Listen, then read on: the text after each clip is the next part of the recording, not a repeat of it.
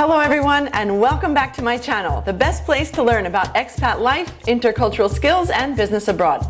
You may have seen my recent video, 10 questions about Saudi Arabia answered, and my other video, 10 reasons why I loved living in Saudi Arabia. Well, now it's time to answer 10 more questions about life in the kingdom. Stay tuned to find out even more information that you always wanted to know about life in Saudi Arabia.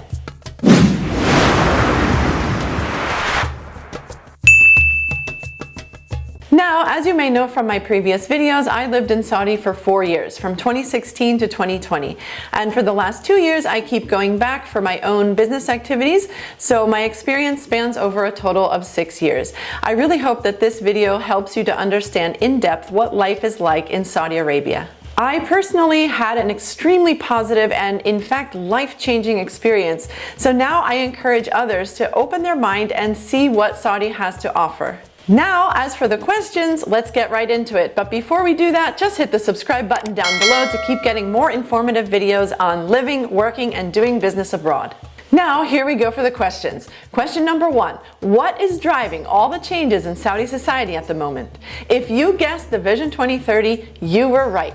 The Vision 2030, which came out in 2016, is the government's plan to diversify the economy away from dependence on oil revenues. The result is that there is massive development happening in many sectors and many mega projects as well, including Neom, a completely new city that's being built in the Tabuk region of Northwest Saudi. In addition to the development, you also see a lot of positive reforms, for example, in terms of women's rights and labor law. And the way I see it, the Vision 2030 is also something that has kind of united the whole country and instilled a lot of hope in people by asserting that actually the country's best resource is not oil, but it's people. So as a result, you see many new initiatives in training and education, as well as opportunities for entrepreneurs to develop themselves and compete for funding for their businesses. And the Vision 2030 is also the reason why there are so many opportunities for expats like you and me right now. And that brings me to question number 2. What is it like to work there as an expat? Well, you will find that the office culture is pretty similar to that in the US or in Europe. There's a set schedule from usually 8 to 5 or 9 to 6. The only difference is that the work week is from Sunday to Thursday, which takes some getting used to, but it's not a big deal. About the work environment, you'll find a positive, easygoing, and generally non-competitive atmosphere. Saudis are easy to work with, extremely flexible, and will always go out of their way to help you. Also, if you're wondering about the conditions, Saudi has really strong labor law in place, which applies to Saudis and expats alike. They even go as far as to prohibit certain behaviors specifically so as to prevent any sort of workplace abuses. Have a look at this amendment to Saudi labor law, which came out on October 20th, 2019, the protection against behavioral abuses. I was working in Saudi during the pandemic, and my employer was so quick at responding to all the needs that the pandemic created. They quickly put into place a remote working policy, and once travel became possible again, you were allowed to take that remote working period in another country. And by the way, Saudi was number 2 in the world for their handling of the pandemic. Number 3, how can I find a job there?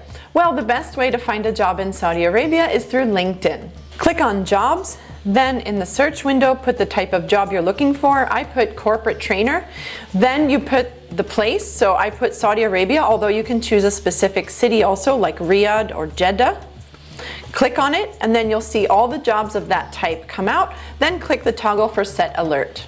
You can also search on the following websites. Just look down below in the description of this video for the links.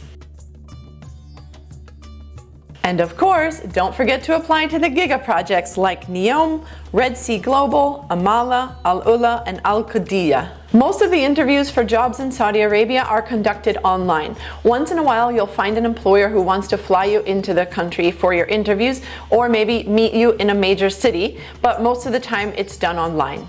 Number 4, how do I get a visa?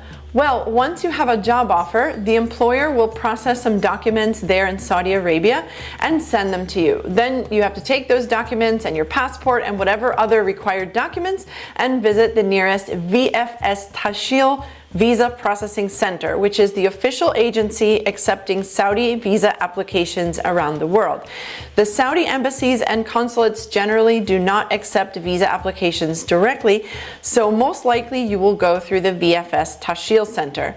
Keep in mind that you will probably have to obtain a degree attestation, so please plan for the extra time that might take. I think that for me, the whole process, including the degree attestation and visa issuance, took around 8 weeks. However, I've heard of it taking several months for some of my expat friends, so the processing time can vary significantly. Number 5, is there any long-term visa option? Yes, in 2021, the Premium Residency Visa came out, which costs 100,000 Saudi riyals per year for residents. And if you want to have the right to live and work there forever, you can pay 800,000 Saudi riyals for a lifetime Premium Residency Visa. Number 6, what are the living conditions like for expats? Well, most expats live in a compound, which is kind of like a tiny village isolated from the rest of Saudi society. If you want my personal opinion, I would suggest not living in a compound so that you can be fully integrated into Saudi society and have a true cultural experience. If you do live on a compound, it's possible that accommodation will be arranged by the employer as part of your package, and in other cases you may have to arrange your own housing. Just keep in mind that compounds vary in quality and the facilities they offer, but many of them are super nice, like resorts with their own swimming pools, gyms, sports facilities, 24/7 gated security, and people to assist you with things like maintenance on your house, etc. If you've received a job offer and you need to arrange your own housing, just ask around about the different compounds so that you can choose one that suits your preferences. Number 7, can I bring my pets? Yes, you may bring companion animals like cats and dogs with you to Saudi Arabia. I recommend consulting the Facebook group Pet Imports Saudi Arabia for more information on import procedures and documentation required. Number 8, can I open a business? Yes, the good news is that now it's possible to open a 100% expat-owned business in many sectors. Some sectors still do require partnership with a local though, and keep in mind that Saudi corporate tax will be higher without a Saudi partner. Also, you must have an already established business abroad to be eligible to be a partner in a Saudi-based business. This includes having been a sole proprietor or freelancer. In any case, you need to produce 2 years of audited financial statements for your foreign business. By the way, now is a great time to open a business in Saudi Arabia.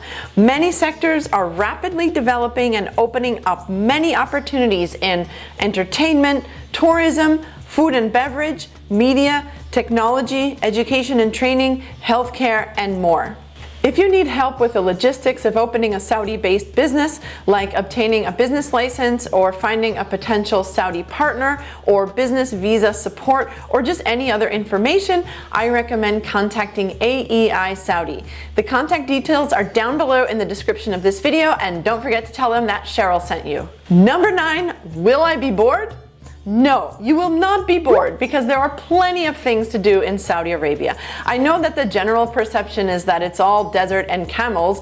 Yeah, I've seen some of these cheeky fellows wandering around, but Saudi is much more than desert and camels. There are cinemas, spas, resorts, sports centers, wonderful restaurants and cafes, and plenty of outdoor activities like desert hikes and a wealth of amazing historic sites to discover. Some of the most beautiful places include Al-Ula and Madain Salah, Ataif, Najran, the edge of the world, the Red Sea. And by the way, the Red Sea is one of the best places in the world to learn scuba diving due to the following reasons. It's stunningly beautiful, it's inexpensive to get certified, there are not as many dangerous sea creatures that can harm you like in an ocean, and warm weather year-round means you can go diving whenever you want. If you want to find activities and meet local Saudis as well as other expats, I recommend joining the following 3 websites and checking out the events in your area: internations.org, meetup.com, and eventbrite.com. And finally, question number 10. Can I find the food I like there? Well, first of all, I encourage you to try Arabic food as it is absolutely delicious. But if you're having a hankering for the foods from back home, don't worry. Saudi has giant supermarket chains that import international foods from all over the world. So you can find just about everything you have back home, even ethnic foods and foods for special dietary requirements like gluten-free and vegan. I myself eat a vegan and gluten-free diet, and I never had any problems finding many varieties of all the foods I needed, both in supermarkets and in restaurants. And don't forget that besides all the amazing Arabic food restaurants, you also have all the international chains that you know and love, like TGI Fridays, Applebee's, Pizza Hut, Starbucks, and many more. So that's it for this video on 10 more questions about Saudi Arabia answered. Thank you for watching. I hope you found it useful, and I will see you in the next one.